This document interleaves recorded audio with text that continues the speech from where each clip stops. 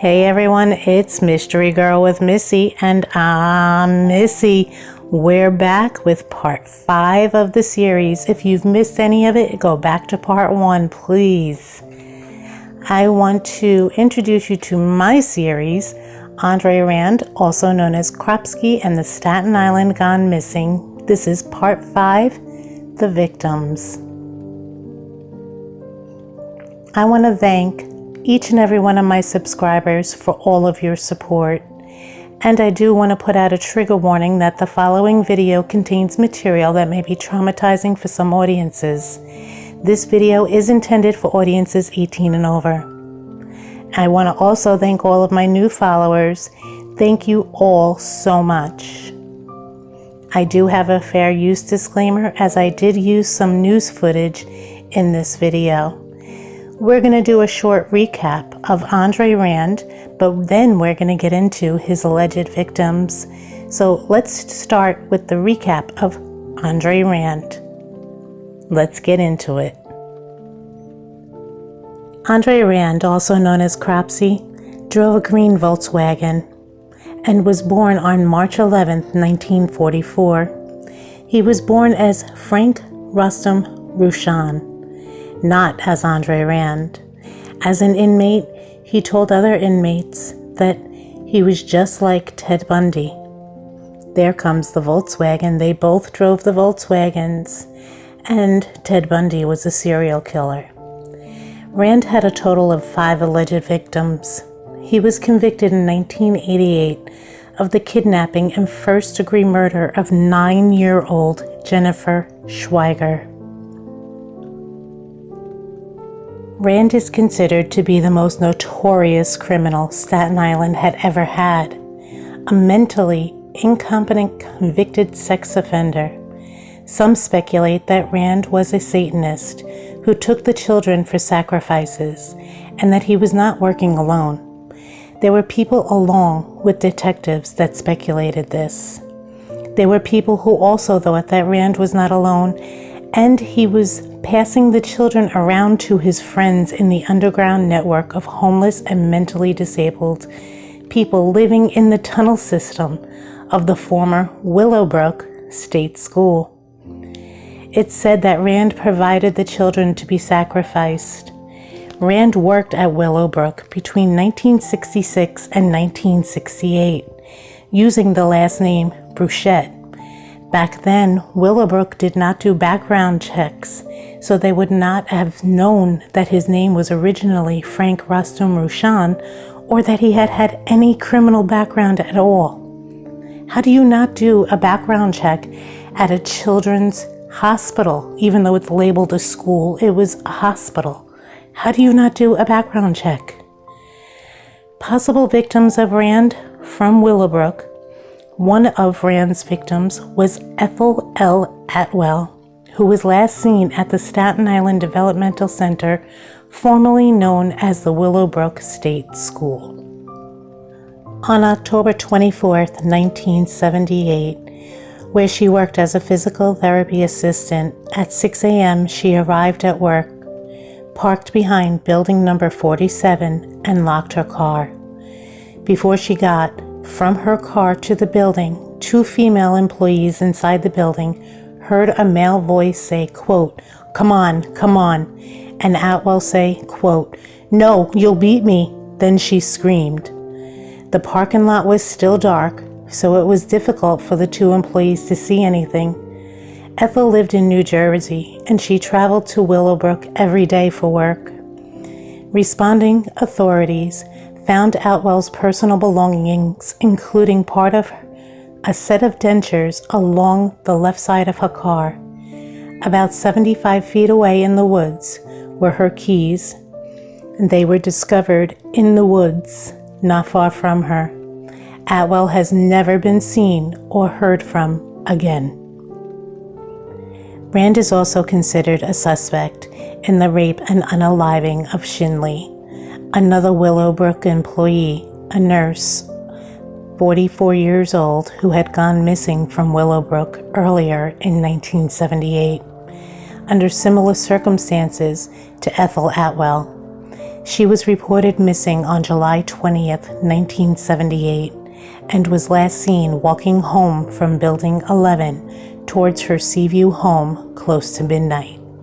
I was not able to find any pictures at all of Shinley, so I do apologize that I can't provide you with the photos of Shinley.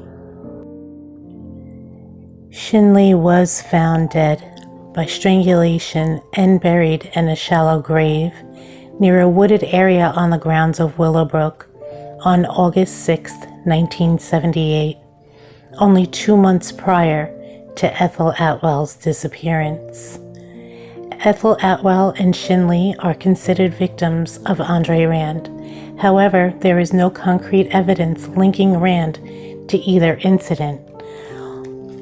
I do feel as though Ethel and Shinley are forgotten about when speaking of Andre Rand. I don't know if Andre had worked with either of these women. I don't know for sure if they worked together at the same time. As we remember, Andre Rand only worked there from 1966 to 1968.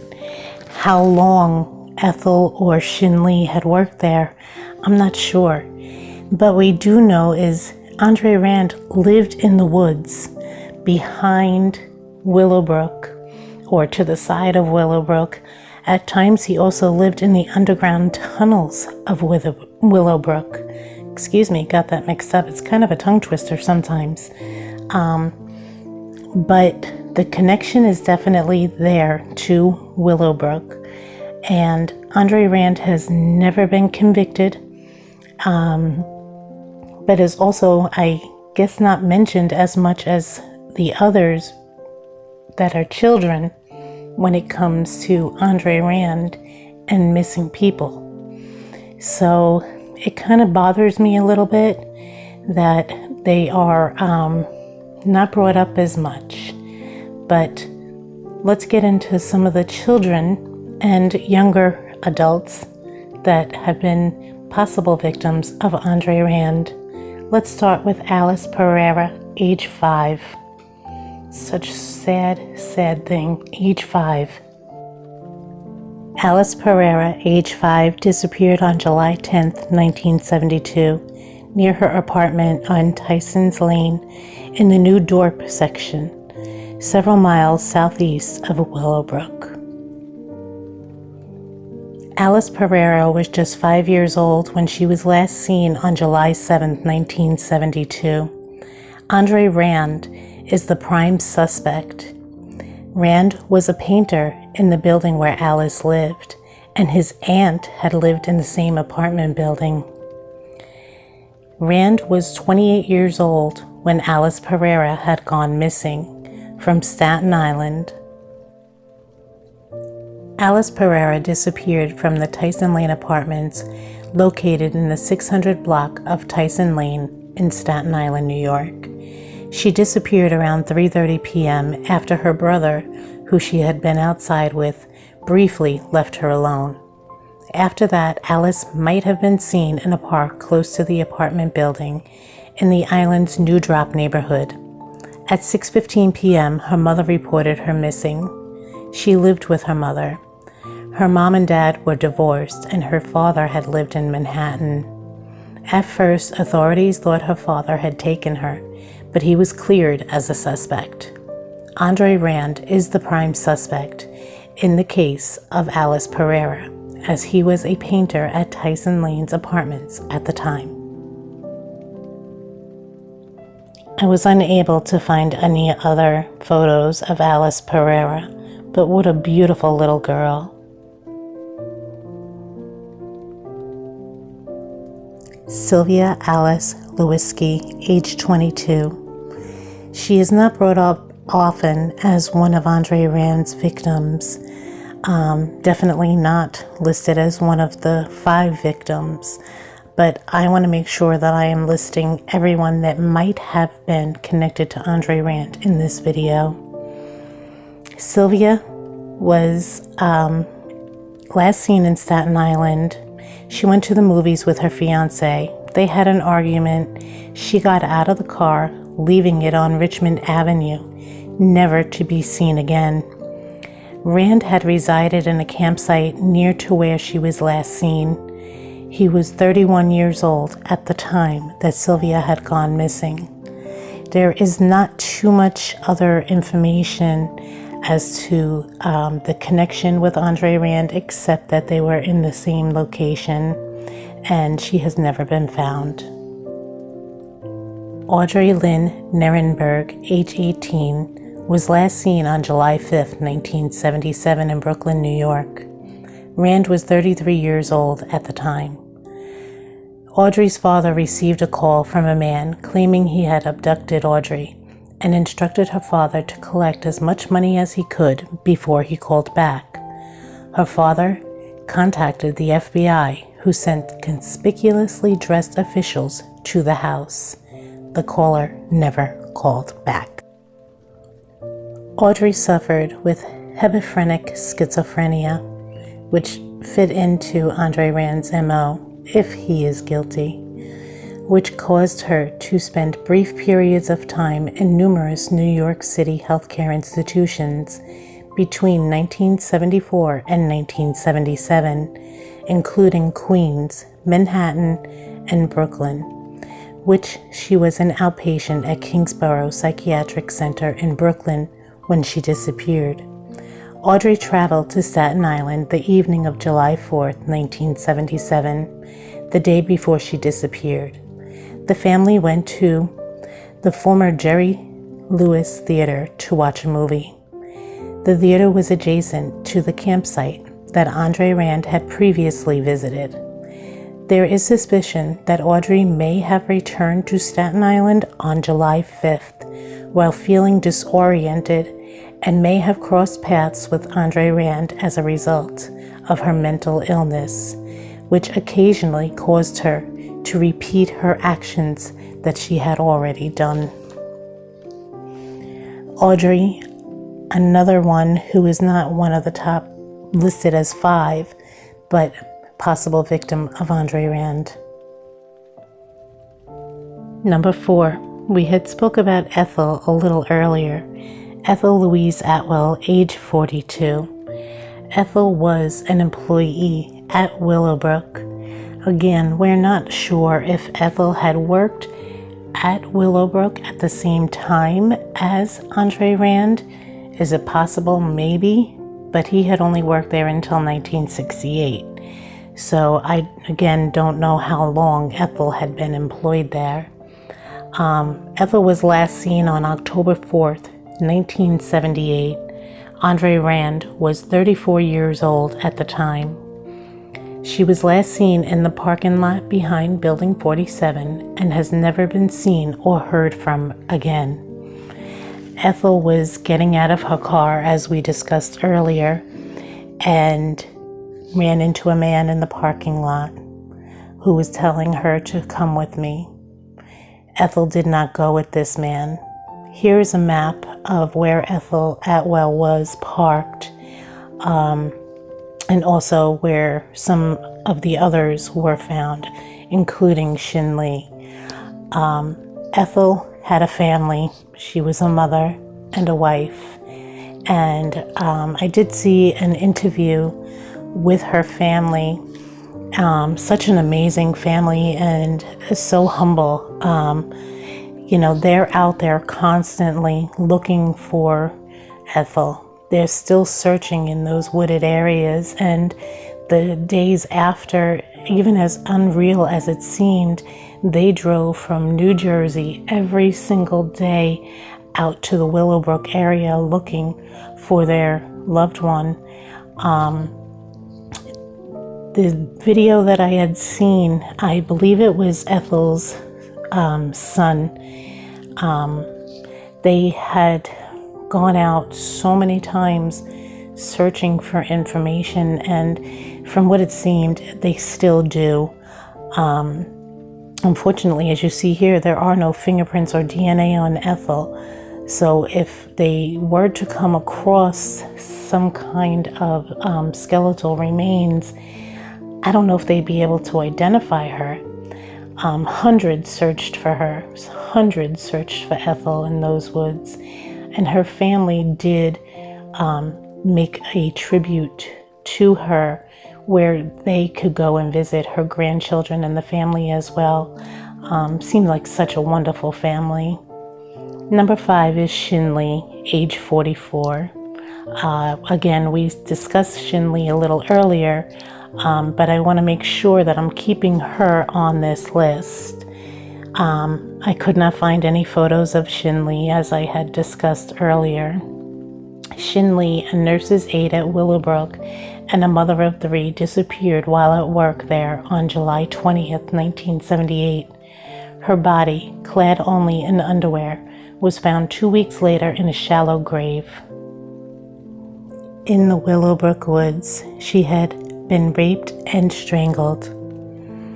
Shinley was 44 years old when she was last seen alive on July 20th, 1978.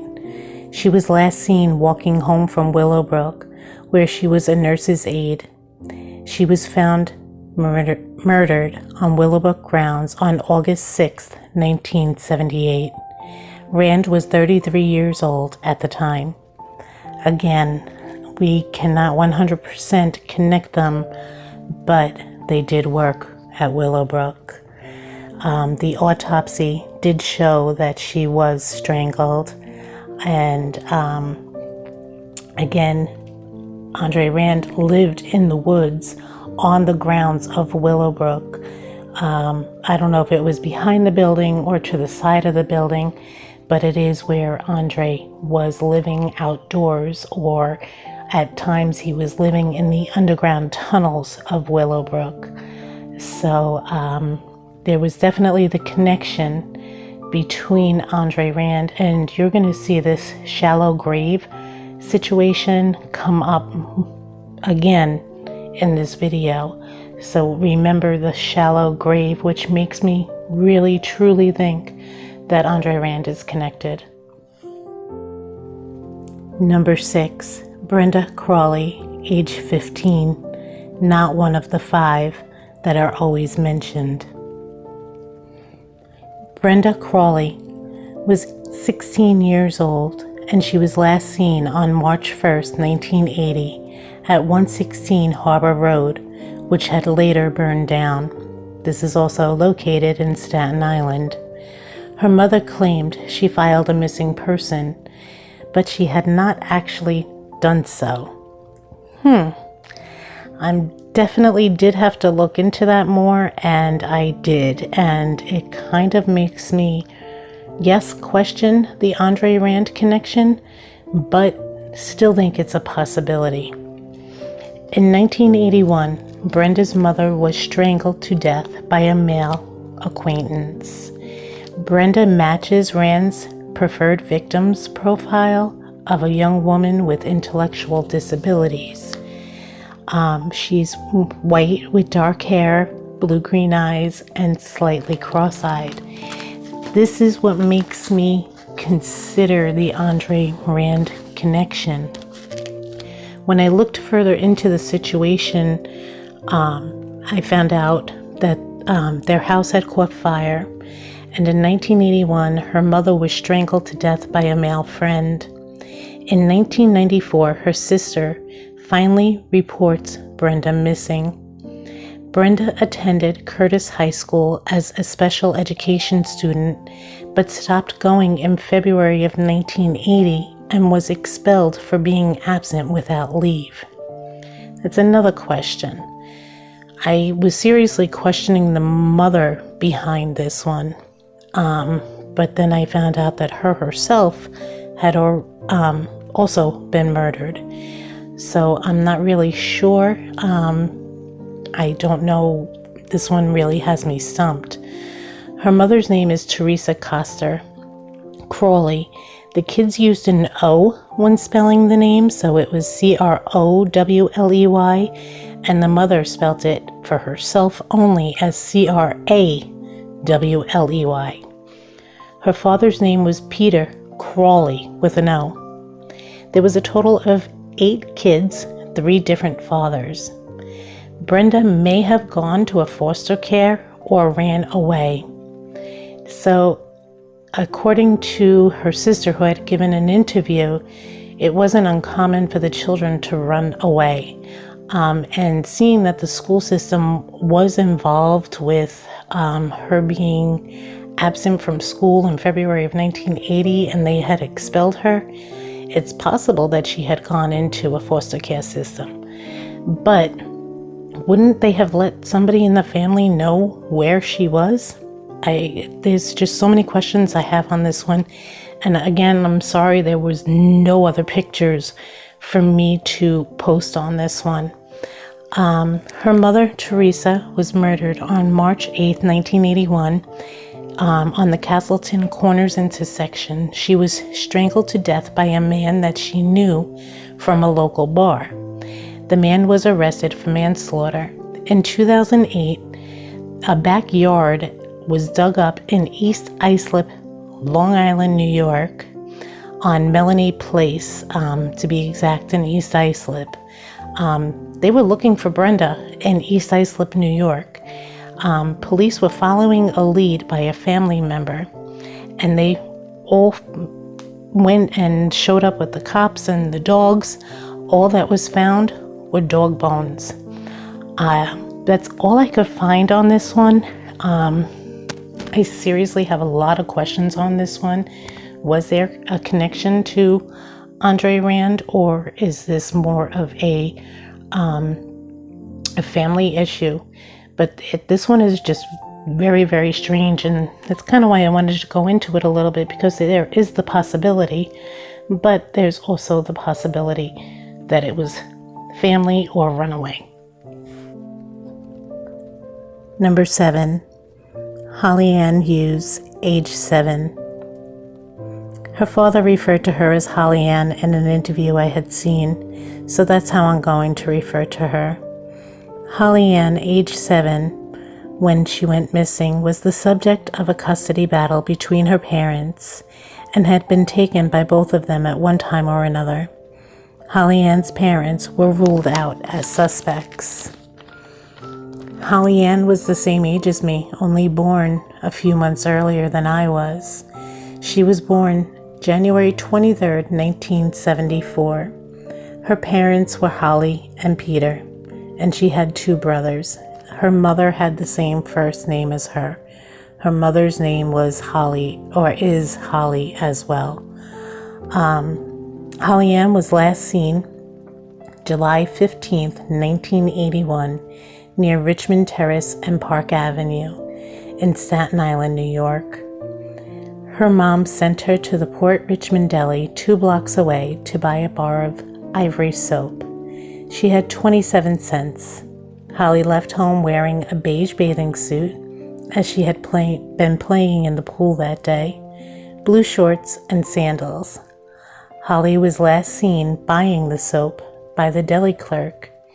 She was a nickel short and left empty-handed. She never returned home. So she went to the deli to get a bar of soap, 5 cents short, and the deli would not let her have it. She left empty-handed and never returned home. Oh my God, it's unbelievable. So sad, so sad. Oh my God. Holly has never been heard from again. At the time of Holly's disappearance, Andre Rand was 37 years old. 1 month after Holly disappeared, as the search continued, the search was huge. It was a massive search, which included the guardian angels, police, detectives, dogs, boats, helicopters. So as the search continued, on a day in August of 1981, her mother, Holly Cedarholm, received a call from a man who said his name was Sal. Sal told Holly's mom that he had Holly and asked that Holly's mom meet with him so she could exchange or engage in sex acts for the camera in exchange for her daughter's safe return. Holly's mom went with the detectives to meet Sal at Penn Station in New York. but he never showed up. Holly's mom stated she never believed Sal really had Holly. She believed Holly was already dead. Now, if you remember, Audrey Nirenberg's father had also received a phone call from someone but the call to them was they wanted as much money as he could collect. But when he contacted the FBI, the father had never heard from this person again. Very similar to Holly, where the mother received a call. When she showed up with detectives, the person was never there. And that is part of the reason that during my research, I really thought that Audrey, there was a connection, because there was two very similar things with that phone call, even though it was asking for different things. 21 years later, we're going to go forward now. In January of 2002, authorities examined the yard of Rand's former Staten Island home on Vreeland Street, but they were unable to find any evidence pertaining to Holly's case. Why they waited 21 years to search makes absolutely no sense to me. If something was there, it sure as hell is long gone now. I don't know. But we know that Rand had lived in various, like either a shelter, he lived in the tunnels under Willowbrook, he lived in the woods, in Willowbrook. He was a drifter, so he lived in so many different places. Now, a big coincidence is that Andre Rand's aunt lived in the same exact building. And he was there that day visiting his aunt. He was there the day that Holly went missing. It's amazing how he just happens to pop up to all these places. Again, I don't know if he's guilty, but I mean, way too coincidental. Way too coincidental. Rand was questioned shortly after Holly vanished. Police also searched his VW bug. Holly's mom did identify Andre Rand's voice as the same voice she heard during the extortion call from the man named Sal. Okay, so if that was the case, why didn't they, I don't know, maybe play different phone calls with the same exact saying to Holly's mom and let her pick the one voice out, almost like a lineup. Pick the one voice out that was the voice that called her. If she's telling authorities that voice is his, why didn't they do something similar, like a voice lineup? Put her behind a wall where she can't see anything, play the different ones, and let her say, that's it. That would be a little bit more substantial than her just saying it and, police saying we can't do anything with it. This kind of stuff really aggravates me. Witnesses claim to have seen Rand's green Volkswagen circle the deli where Holly Ann vanished in 1981. Some claimed they even saw Holly Ann in Andre Rand's car. Andre Rand first denied knowing Holly Ann, then admitted he did know her. Rand acknowledged playing hide-and-seek with Holly Ann on the same day she vanished and gave her money to buy soap because she was, quote, filthy. But he claimed he left her before she disappeared. Very interesting. If you look at the pictures above, you can see in the photo down on the right-hand side, you can see the Volkswagen bug. Now, I'm going to show you a little bit of a closer image because I want you to see this. There's the Volkswagen bug that's right by where Holly Ann was the day that she had gone missing. Is that another coincidence? I mean, how many coincidences can there be? They questioned these witnesses and they thought that they were basically BS, but this photo kind of says it all. Cameras were not allowed in the courtroom when Andre Rand went to court for Holly Ann. The defense was hard on Holly Ann's mother. At the time Holly Ann disappeared, her mom was working as an exotic dancer. The defense went after her character. Rand was convicted of kidnapping Holly Ann Hughes in October 2004, 23 years after Holly disappeared. Rand reportedly confessed to Holly Ann's murder to an inmate and compared himself to the serial killer Ted Bundy. Whether or not that's true, it's coming from another inmate. Andre Rand was sentenced to 25 years to life in prison for the kidnapping of Holly Ann Hughes.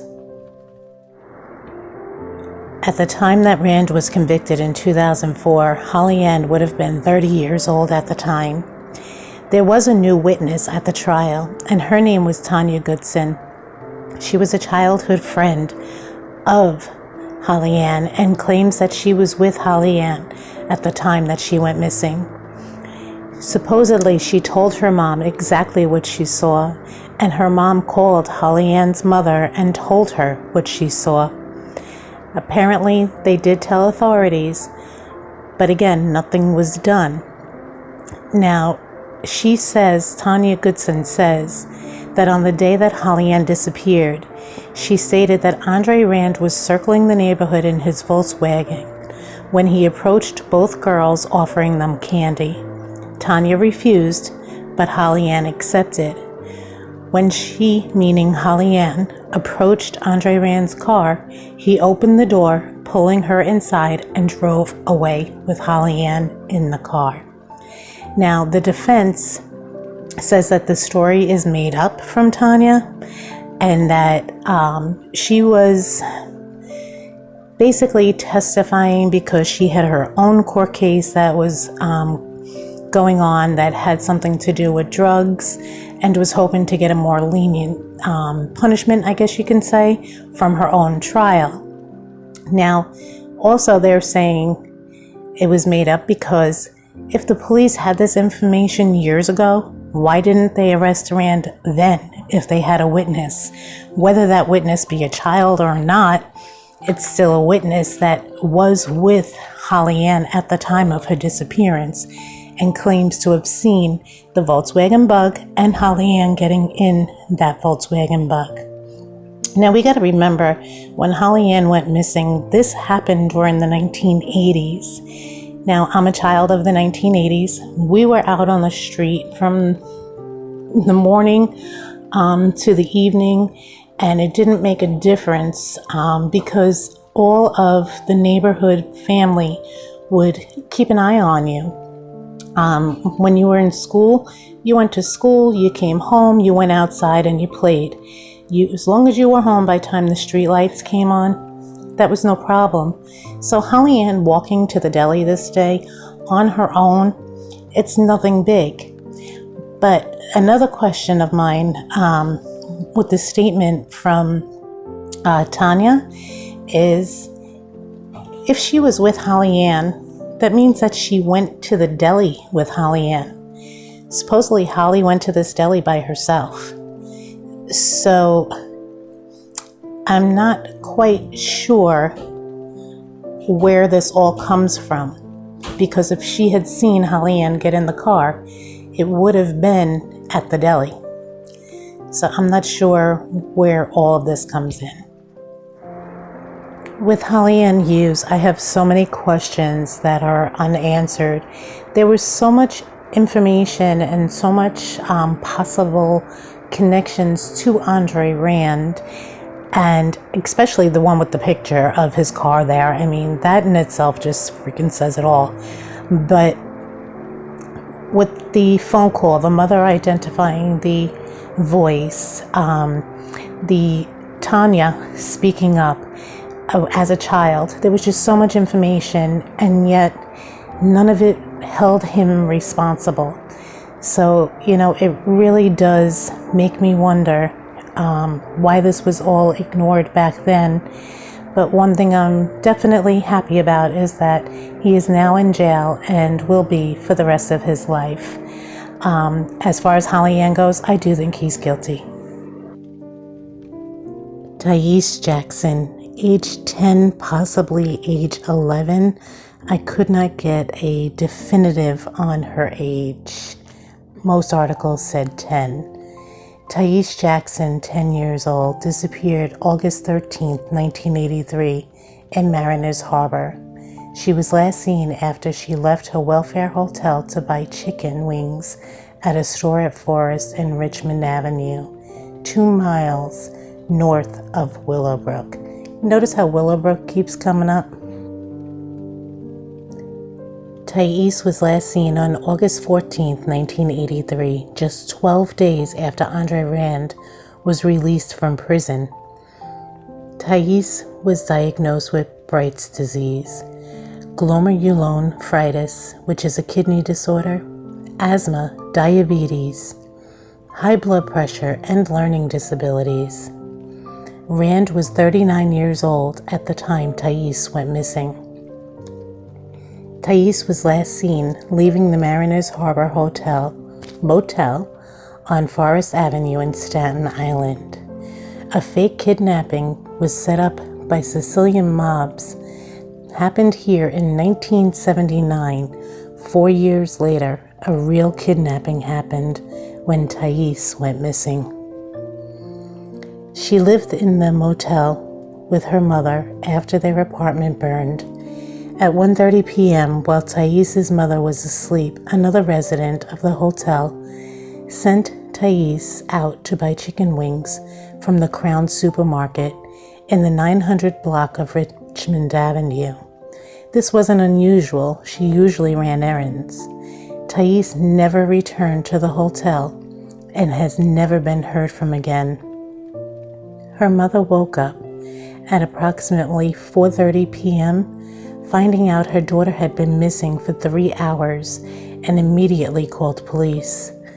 Andre Rand had a campsite at the Baron Hirsch Cemetery, less than half a mile from where Thais and her mother were staying at Mariners Harbor Motel. Thais' mother said she had seen a man matching the description of Andre Rand loitering in the woods around the motel and loitering around the motel parking lot. Although Rand was interrogated, no charges were filed. I wasn't able to find much more information on Thais, and trust me, I searched high and low. But, a mom goes and takes a nap, which is no big thing back in the 80s. It was normal. The kids were always out and doing their own thing. As long as you were home when that street light came on, you were good. And she woke up to find out that she went to buy chicken for a neighbor and never came back. I can't imagine how horrified this mother must have been, knowing her child needed medication. She didn't just have one or two things that, she can get, away with no medication. There was quite a few things she needed medication for. And this poor mother, this child, all of these families, my heart is just so broken doing this. Number 9. Henry, also known as Hank Garaforio, age 22, is the only male I was able to find, and very rarely spoken about. It's very rare you'll hear of Henry, or Hank, as I guess everybody called him. He was last seen at the Spa Lounge on June 9th, 1984, in the Port Richmond neighborhood at 4 p.m. He had gone out drinking and first went to Mugs Away, but was declined service. I kind of give them credit for turning him away. It was probably due to his disability. Yes, I know he was 21, but he may have been on medications, and they may not have known if he was stable enough to have alcohol. So in some ways, I give them a lot of credit. After that, he went to the spa lounge and remained there until it closed. Before going missing, he was spotted at the diner between 3 and 4 a.m. with Andre Rand, who was now 40 years old. In the early morning hours, he was spotted with Andre Rand at the diner. Hank disappeared without a trace. At 7 p.m., he was reported missing. Hank was described as being slow and had an IQ in the 70s. An average IQ is between 85 and 115, so to be diagnosed as having a learning disability or MR, a person must have an IQ below 70 to 75. Hank had a mentality of a 15-year-old. So, I really give that one bar a lot of credit for kind of turning him away. Maybe if he did go there, he wouldn't have come across Andre Rand, but I don't know if he was being watched. Andre Rand would have ended up wherever, Hank was. There's just no way of knowing. Hank lived with his parents on the 90 block of Herberton Avenue, on the same block as Andre Rand, who again was now 40 years old, 20 years older than Hank. And they were just around the corner, believe it or not, lived around the corner from Holly Ann Hughes, which, if you watch some of the video, Hank is in the news reporter's video standing right behind the reporter. Coincidence? I don't think so. It was during the Holly Ann Hughes case, and he was standing right behind the reporter while she reported the news on Holly. Hank went missing 3 years after that. Hank has never been found. And I'm going to say, how many coincidences? How many can there be? There just can't be this many coincidences. I know they usually say five victims, but we're up to number 9. And so far, every single one has had some form of connection to Andre Rand. So my heart, again, just goes out to all of these families.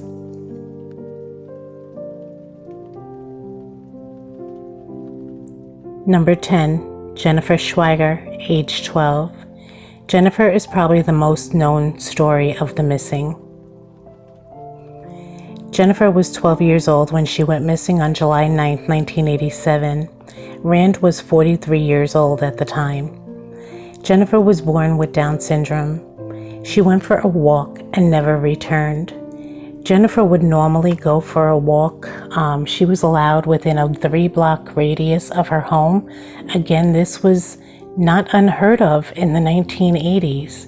In the 1980s, you went out, you came home when the street lights came on. You didn't have to worry about going to school or going outside. It was safe, and our parents had no worries, and either did we. It's unbelievable how things have changed. Witnesses spotted Jennifer walking with a man who was identified as Andre Rand. Witnesses saw her with a man with a green bicycle with a basket on it. Only a couple of days before, Andre Rand was seen at a ShopRite, I believe it was, and he was buying baby food. Was this premeditated? Was he watching her? There's so many questions. Andre Rand was the last person to see Jennifer alive. Jennifer was a student at Public School 22, also known as PS 22, and she absolutely loved to dance. Look at that beautiful smile. My goodness, what a beautiful child. Oh, baby girl, I'm so sorry about what happened to you. Oh my goodness. A massive search was conducted on Staten Island for Jennifer. In addition to law enforcement, Jennifer's parents searched high and low for their daughter. The community pulled together to search different areas of Staten Island. 35 days were spent searching for Jennifer. Her body was found buried in a shallow grave on the grounds behind, can you guess? Yep, Willowbrook State School in Staten Island, New York. I don't understand how they couldn't put this together. Her body was found in a wooded area, just like this one, in a shallow grave. And it was found only 150 yards from Andre Rand's makeshift campsite, which you're seeing right here. It's so sad. I mean, the evidence is here, but again, nothing was done. July 9th, 1987 is when Jennifer disappeared. Her body was found on August 12th, 1987. Jennifer's body was found underground after a 35-day search while combing the area around Willowbrook State School. A particular spot caught the eye of a retired New York firefighter, George Kramer. Remember his name, okay? Remember the name George Kramer, because you are going to see him again later in the video. He returned to the area with police, and Jennifer's entire body was unearthed from the shallow grave, and her remains were positively identified. Police searched the grounds for evidence and found one of Rand's makeshift campsites, which I showed you a little bit earlier. It was approximately 150 yards away from Jennifer's shallow grave. Oh my God. Jennifer was missing one finger when she was found. She was found nude, but it was not clear if SA occurred. You know, I have to say, in all the research that I've done, when it came to the search for Jennifer, it was like none of the others. The way this community pulled together was unbelievable and so organized. If you look right here, where the arrow is pointing, that is Willowbrook State School, where Jennifer's body was found. And directly across, a little bit to the right, is where Shin Lee, in the beginning of the video, the nurse that worked at Willowbrook, that's where her body was found. So the bodies weren't that far away, and they were both in shallow graves. And a little coincidence? I don't think so. Another thing was, Hank, Holly, Jennifer, and Thais were all, I guess, living in the same vicinity and not too far away from each other, especially Holly and Hank, which we talked about earlier. But it makes you wonder, how long was whoever is responsible, Andre Rand or somebody else, how long were they circling this area and were they watching? There were so many news articles that were out, so many news reports, which you'll see some a little bit later, on Jennifer, and on all of them, but the most that I was able to find were on Jennifer. Probably because her body was found, and her being found is what led to Andre Rand being convicted for the kidnapping of Holly Ann. So Jennifer did shed light on another little girl. Jennifer's parents were unbelievable. I mean, they were out there and they were looking. Very responsible parents. Her father worked for Verizon and her mom was a homemaker. That's how it was in the 80s. Most of the time the mom was at home. So if you were out playing, you know, your mother would look out the window and call your name, and you can hear your name from down the block. And if you didn't, somebody else would hear and say, oh, guess what? Your mom's calling you, you know, you gotta go home, or, you know, I'll see you in a couple minutes, come right back. Things were so different, and it's very heartbreaking, very, very heartbreaking. So this beautiful girl that loved to dance, this beautiful girl with this smile, your family was able to give you a resting place, and I am so thankful for that. I just hope the rest of the children and adults are found. Let's go on to the next one. Number 11, Judith Somerville, age 19. Judith Somerville is a possible victim with very similar circumstances to some of the others. Her body was also found in a shallow grave in the wooded areas, not behind Willowbrook, but behind a Staten Island high school called Tottinsville. The body was found in black pants and wearing a black plastic watch at 3:20 p.m. September 30th, 1987. She had gone missing on September 9th, 1987. Judith was last seen on her way to Staten Island Community College. She was reported missing on September 10th, which is the day after, but not really, because she was reported missing at 2 a.m. when she didn't return home to her Princess Bay home. A fisherman found her purse in Wolf's Pond, and that was about a half a mile from where her body was found. Her lower legs were exposed through the shallow grave, which was 17 minutes away from Willowbrook State School. Another coincidence? I don't think so. Now, this happened exactly 2 months after Jennifer, and it was the same shallow grave that was buried in a wooded area. It was reported that Daniel Stratton was a suspect, but they never charged or arrested him for the murder of Judith Somerville. He was arrested and charged with murder for Rebecca Fine. He was arrested on October 1st, 1987 in Queens, New York. And last but not least was the girl from Brooklyn, New York, whose name and circumstances were not disclosed anywhere. In everything I researched, it was just the girl from Brooklyn. They only usually talk about 5 of these 12. The more research I did, the more I found. I ended up with 12 possible victims of Andre Rand. Let's take a look at some news clips, but before we do, please hit that thumbs up for me.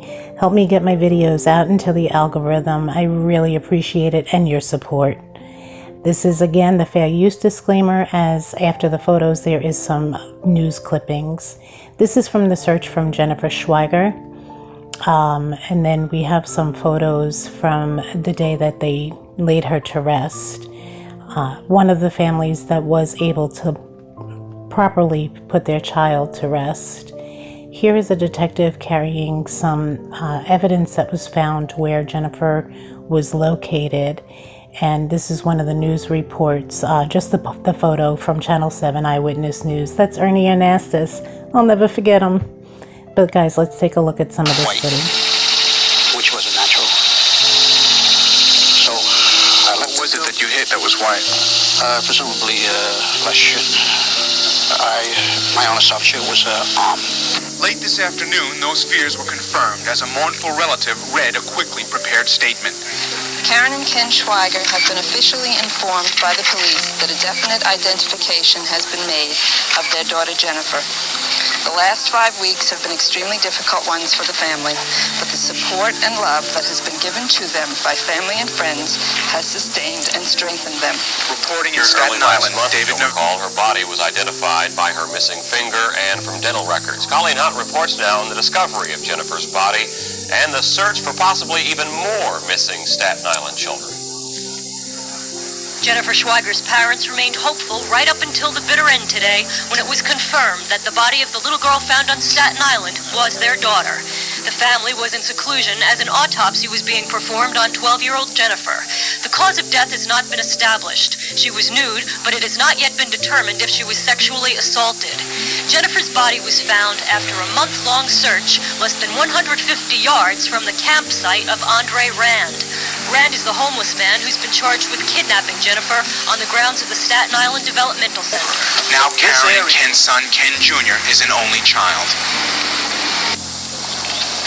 The tiny white and gold casket containing the 12-year-old girl with Down syndrome was brought silently before Cardinal O'Connor as he administered a blessing. In the name of the Father, and of the Son, and of the Holy Spirit. really a sad thing that this really had to come. We were really hoping to have Jennifer alive. After the ceremony, an emotional Cardinal O'Connor embraced the Schweigers before they all drove to a private burial at a cemetery in New Jersey. Today marks a sad end to a chapter in the Jennifer Schweiger story, but still sitting in Kings County Hospital undergoing psychiatric testing is the man accused of her abduction, with quite possibly the whereabouts of 3 other missing children locked inside his mind. Reporting in Staten Island, David Navarro, Channel 7 Eyewitness. Currently, I'm standing on the edge of Wolf's Pond Park in the Princess Bay section of Staten Island. The search for Judith Somerville has been going on since September 9th. She was last seen headed toward a train which would take her to the Staten Island ferry. Judith was 19 years old, a student at Staten Island College. Her pocketbook and umbrella were found in Wolf Pond the day after she disappeared. One of the people who'd been searching for her was the man who discovered the body of 12-year-old Jennifer Schweiger recently on the grounds at Willowbrook. Gentleman come in with a police dog that had, I should say, a retired police dog. And the man is a police officer off duty, and he brought the dog down to help search. And he kept picking up a scent back here in the woods, off and on. So we decided to go down to a command station and get volunteers to go search the area. And they brought them back, and they found the girl. The identification is not positive, but the body appears to be that of Judith Somerville. At this time, the detectives tell me that we are quite certain that some of the items of clothing on the missing girl are those of the girl that is in the shallow grave in there. She had black leotard pants on, which the victim in there has, and a swatch which matches the item that she was wearing when she was last seen. In addition to the body here in the woods, a woman named Rebecca Fine was found beaten to death last week on a beach in Tottenville. A man named Daniel Stratton, who worked at an area service station, is being sought for questioning in that murder. Right now, there is no known connection between the 2 killings. Stratton is 6'1", weighs about 180 pounds, and he has not been seen since Rebecca Fine was found murdered. Robert Miller reporting live from Staten Island. Now back to the studio.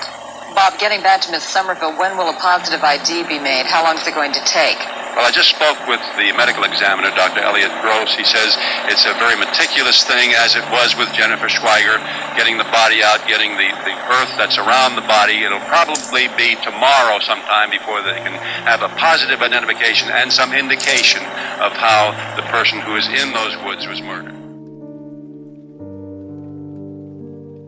At the College of Staten Island, then vanished. Tonight, there's a new development in that case, the discovery of a body.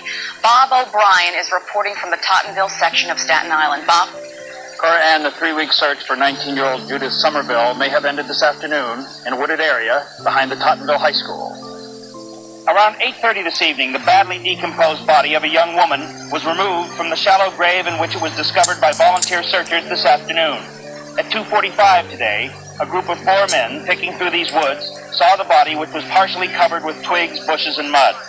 Staten Island Police Commander, Assistant Chief Samuel Marino, says although a positive identification has not yet been made, it is believed this is the body of Judith Somerville. I spoke with the medical examiner, and he tells me that so far all he can determine is that it's a young female, probably white, that's been uncovered. She also had on her possession a watch which matches the description of the watch that Judith had, and also a pair of black leotard pants, which is also on the body. Is there any way at all to tell how the woman whose body was found here was killed?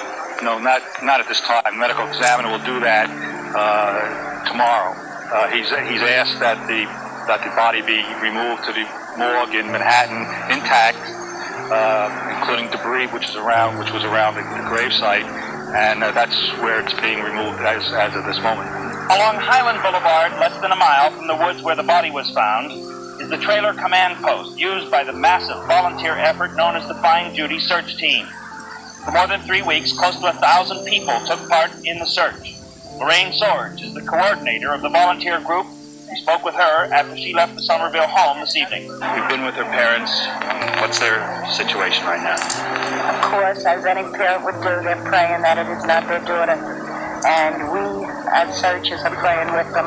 And until the police come through tomorrow and tell us one way or the other, we will still pray that it's not Judy. But every indication from the police and the medical examiner seems to conclude that the search for Judith Somerville has ended in the worst possible way. From the Tottenville section of Staten Island, Bob O'Brien, Fox News, Channel 5, back to you, Steve. Okay, Bob. There was a park dedicated to Jennifer and all children with special needs.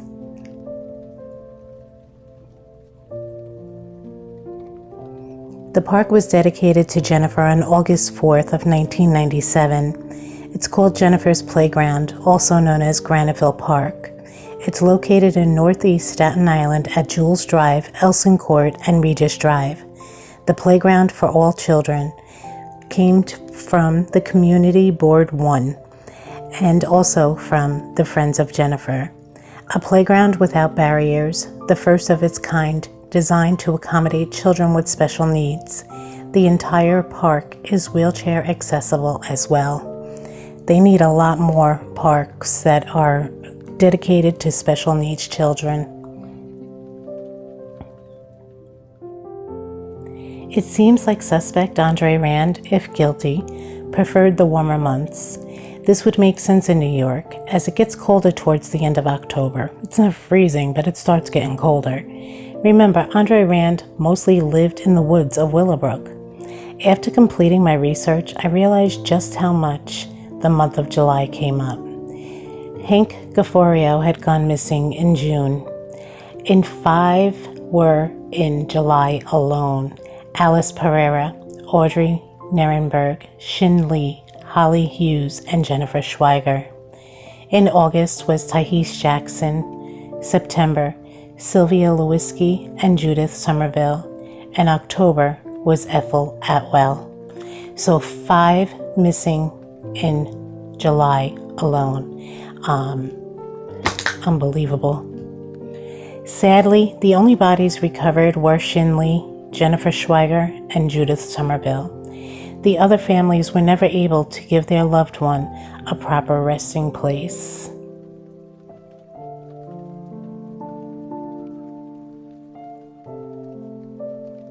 It's been more than 40 years since Andre Rand supposedly terrorized Staten Island and his victims. Parents and loved ones have never received closure for their babies, wives, mothers, sisters, or brother. They are out there somewhere. The search needs to continue. These cases cannot be left cold. Whether Andre Rand is the one responsible, I don't know. Maybe he's just an easy arrest, or maybe he's the one responsible.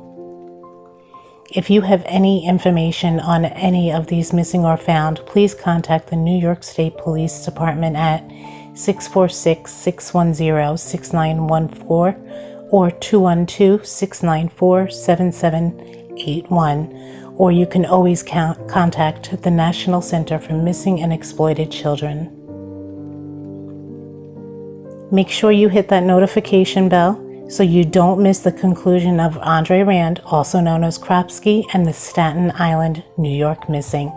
Thank you guys for tuning in. Thank you as always for your support. And remember, if you see something, say something. Every day is a mystery.